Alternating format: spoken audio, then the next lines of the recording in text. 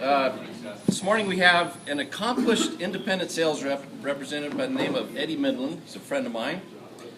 He has done independent sales for over 30 years. He's cultivated a reputation for integrity and accountability and has developed a unique system for sales success called Smart Selling Strategies.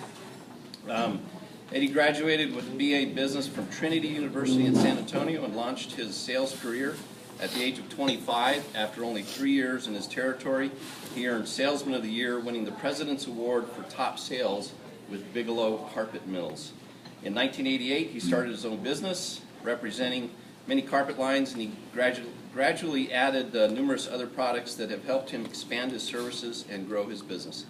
He's a strong speaker and compelling motivator. He inspires others to reach their goals and ambitions. So let's give a warm welcome to Mr. Eddy Mindlin.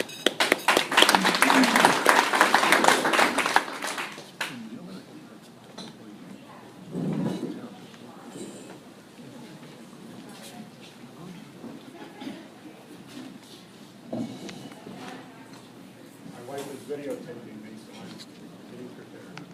How's that?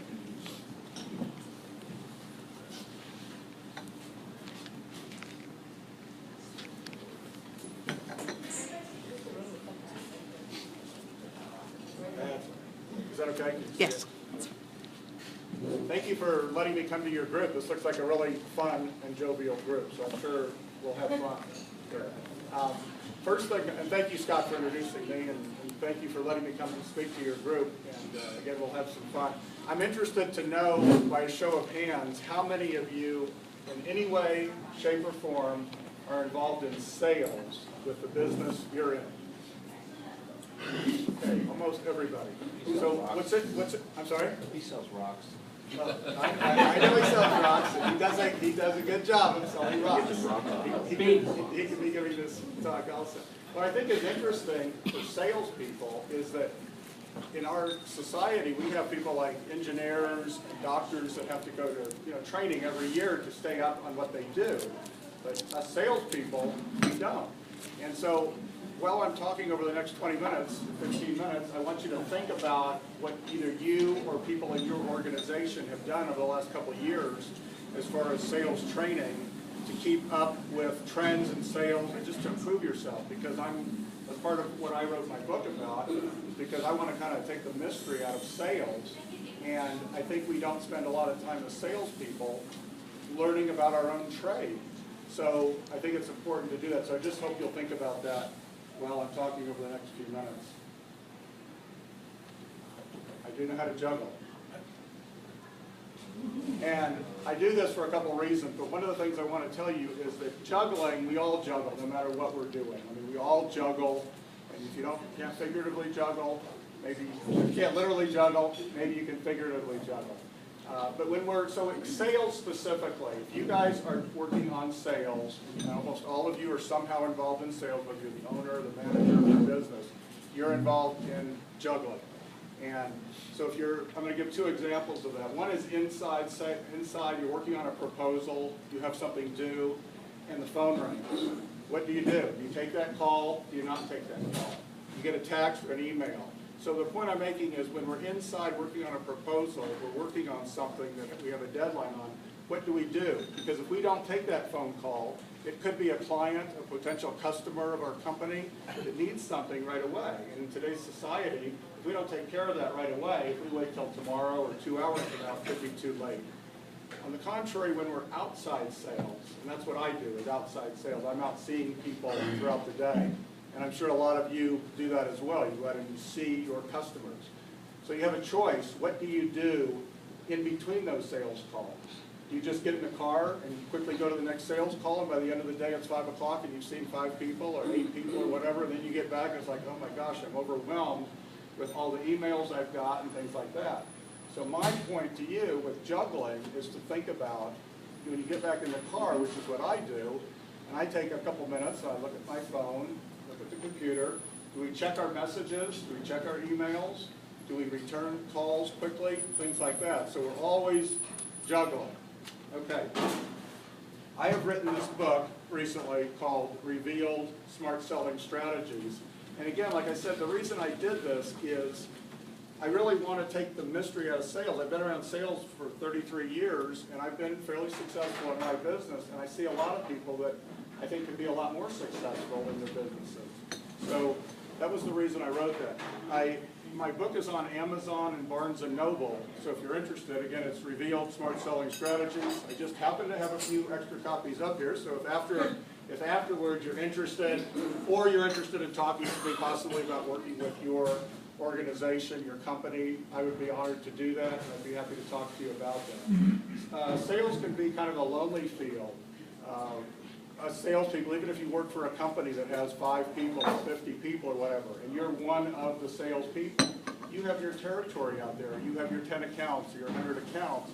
And what I've found is a lot of times salespeople don't have people to talk to. They may say hi to the person that's their boss or people in their office, but they don't have really a peer group of outsiders to listen to. And so that's something that I think I can help with a lot in coaching and working with salespeople is kind of consulting and working with you. So keep that in mind because it can be a lonely profession. Also, at the end of my talk, I am going to give this away, so we'll figure out a quick, easy way to do that. Back to juggling. And what I want to talk about with juggling, I hope you guys are watching these tennis balls because I'm not watching them. You guys watching? Okay. I want to talk about demonstrations in regards to sales. When we're out giving a sales talk or you guys are out presenting your product or service, I don't know how many of you do demonstrations, but demonstrations are really a powerful thing to do for 3 main reasons. I'm sure there's more, but 3 main reasons. One, I'm looking around and no one has fallen asleep yet because you guys are paying attention to see what I'm going to do next or when I'm going to drop the ball. I'm not a professional juggler, that's probably pretty obvious, but I do know how to juggle. So when you are presenting your products and you do a demonstration of anything, you will keep the attention of your audience.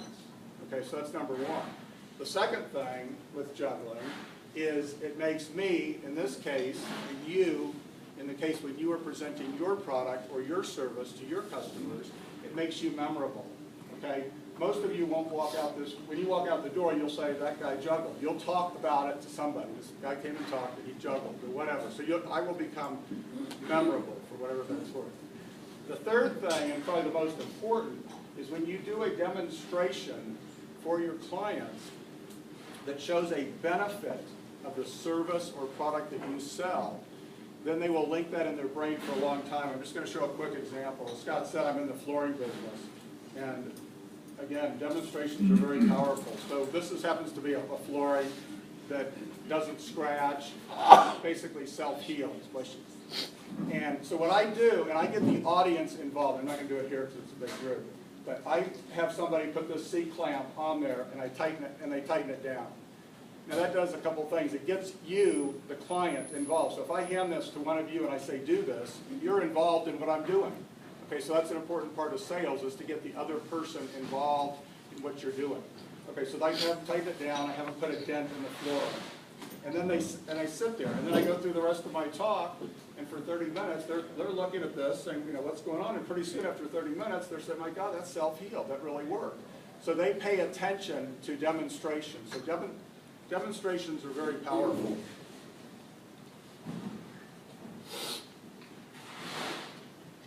My goal for you guys is when you walk out the door with my talk that you've learned, maybe you've already learned one new thing, but is that everybody learns one new thing.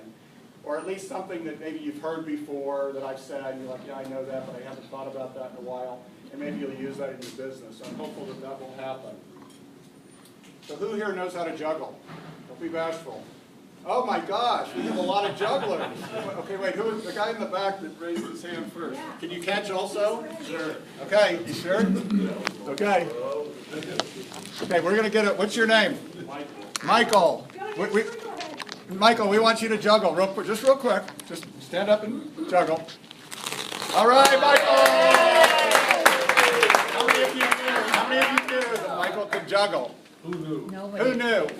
Nobody wanted to know. Is that his classification?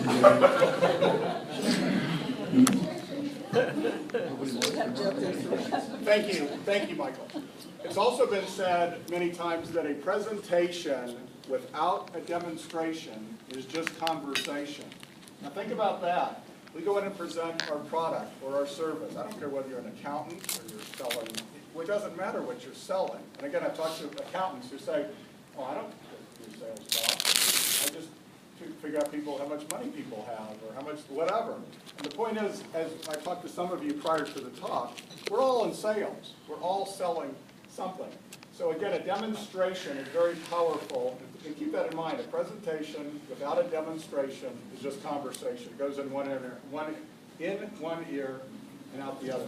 I want to tell you a little bit about how I organize and I follow up, because organization and follow-up in sales is critical, critical, critical. We all have to know our product. We have to know about the business that we work in. But if we're not organized, we don't follow up, we're not going to probably be successful. So when I was 22 years old and recently out of college and out of San Antonio, I moved to Dallas and got with a company called Food Service News. And the guy that managed that business was not what you call a nice person, so I did not stay there long. But I learned one thing, which we can always learn from anybody, even if they're not a nice person. We can learn things. And I'm always have my ear to the ground to try to learn new things. This guy taught me the word "the tube." And that sounds weird, but if you can, you're in sales, we're all in sales, and if you can envision a cylinder, a piece of PVC, whatever, that's round and goes on for a mile. The point is, we're constantly putting names of potential clients in this cylinder, okay? And what he basically taught me, Eddie, if you can do this, you will be successful. Keep putting names of people that you know in there. I mean, basically building your database in this cylinder. And I work by projects also, so I'm in the flooring business. So I keep track of projects or people over a long period of time. So the point I want you to know is if you, and this is a visual thing, if you guys can visualize you're working with a client and it's in this tube, and if you're selling small ticket items, or if you're lucky and you're selling a big ticket item, it might go through the tube really quickly, where you meet them and the next day you get an order and you make a lot of money, and that's wonderful. Probably most of us are in business where it takes time to cultivate relationships and so forth to get that order or to get someone to sign a contract. So the projects go, they can go through slowly. There could be step backs. There could be all kinds of issues. I'm in the construction-related business, so sometimes people are thinking about building a building, remodeling a building, and I start tracking that project. All of a sudden they say, no, we're not doing that anymore. Okay, it's gone. It's out the window. The point is, this is a visualization system. The other thing I want to talk to you about as far as following up, and I'm do it the old-fashioned way, is I write my notes on a piece of paper. So if any of you tell me, or any client that I work with says, I'm designing a building, I call on a lot of architects and facility managers and things like that, churches, schools, hospitals. So you're a facility manager, and you tell me that you're going to be redesigning part of your building. I'm going to make a note of that on a piece of paper, and in the upper right corner, I'm going to put a follow-up date. Now that could be a year from now. And that doesn't scare me because I know a year will be here in a year. Most salespeople, as we know, they'll call on somebody, and if they don't need something, they stop calling on them. So it takes a long time to cultivate the relationships. The point is, what I do on my desk is I have 2 in-out baskets. It's old-fashioned. A lot of you that are younger or more computer literate will do this on the computer. It doesn't matter. The point is to be organized. So I have a 2-tier system. So the bottom is for projects, and now we're at the end of May, so projects that are going to be in June further out, basically. And so at the end of every month, I'll take all those projects out, and I may have 100 of them. I mean, I've been doing this for 33 years, so I have a lot of projects in the works. I wish I got them all, but because I'm going to be playing a lot more golf, but I don't, so I keep working. It's a numbers game, as we all know. So I take all of those projects out at the end of every month, and I go through them. And anything that's dated, so it's probably this weekend, 6/1, or 6 of 14, I'll pull those out and put those into the top file drawer. Okay? So every month I'm taking out the bottom section. And then the top section, I'm pulling those out at the end of every week. I don't do it 8 to 5, because 8 to 5 I want to be talking and be seen by my clients. So I do this at night or on the weekends. So I pull those out, and I'm prioritizing those by a Monday. So let's just say Monday is, June 1st is a Monday. So I prioritize those, let's say 20 projects, by June 1st, June 7th, June 15th, and then I put those into a working file for that week. So basically what I'm doing is taking all these projects that I know about, I'm trying to funnel them down, so I'm trying to talk to the client when they want me to talk to them. And that's another thing in sales, is salespeople, and we can, how do I say this politely? So we have to be careful not to annoy people, okay? And I'm sure we have all touched a nerve sometime on somebody. If we're in sales, it's like, I just talked to you about this a week ago or a month ago, I told you, or whatever. So what I do is I ask my client, when would you like me to follow up? And that becomes very powerful, because then rather than me just calling them in a month and saying, are you ready to move on this project or whatever, what I do is they tell me a specific date, so that's how I work it. So I hope that makes sense to you. A couple other things I want to mention, then I want to wrap up for questions and answers.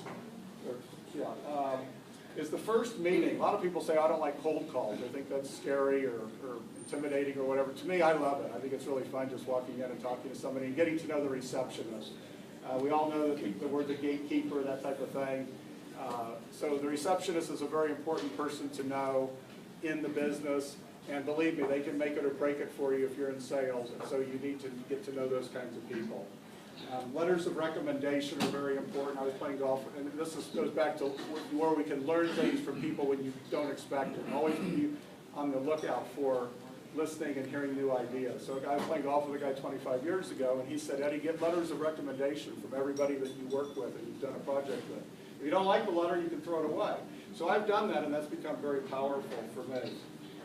Integrity is something that, and I know somebody mentioned this, I know this is part of your with your Rotary group, integrity is very important. And unfortunately in business, we've all dealt with people that don't have the highest integrity. And no one likes to deal with that kind of thing, but I have always put myself above, and I don't do things that are not, my integrity is very important to me, and that's how I run my business, and I'm sure that all of you run your businesses that way. So I think you'll set yourself apart over the long period. You may lose some projects from guys that do, or people that do things that aren't most with the highest integrity. So those are some of the main things. In my book, I wanted to just quickly read a couple quotes that I had, and then take questions and answers. One thing that I think is important is know when something is not working and be willing to change in our lives at all. We need to be willing to do that. When problems, be straightforward with clients. That's something that I've really worked on myself over the last several years, is go in and have a conversation with a client. Maybe you're not doing as much business with them, or you're doing a lot of business, and just have a heart-to-heart talk with them. People like that. So those are a couple things to think about. In my book, I also have some quotes from some famous people, like the owner of Hilton Hotels. Success seems to be connected with action. Successful people keep moving. They make mistakes, but they never quit. So keep moving. It's a numbers game. You have to keep working at it. The art of getting along depends about 98% on our own behavior. And I always think that's a interesting one. We can't change anyone else. I mean, we all know that. We can't change anyone else in this world. We can work on ourselves.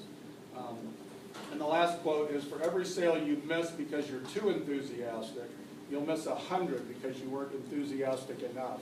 And sometimes I get very passionate about what I sell and what I do. And so there's a couple percent of people that annoys, because I get, and so, okay, so they don't want to work with me or whatever because I'm too excited about what I do. But the numbers have worked in my favor because I'm pretty passionate about it, and I'm very enthusiastic. So that's the end of my talk. I am going to give away the book, and I hope you learned something. And so what I want to do now, well, let's do questions and answers real quick, and then I'll give away the book. And we can do that as part of a raffle. Do a raffle. Oh, you do a raffle? Oh, perfect. That makes it easy. And I'll even sign it if you want for the person. So, any questions or comments, or anybody learn anything, or no questions? Okay, well that's fine. Well, thank you very much for the time. I appreciate it. And again, if I could be of service to any of you or your client or any companies that you work with, come in to speak. Those are the kinds of things that I do. I really have a passion for helping people, so I'd be more honored to do that. Thank you very much.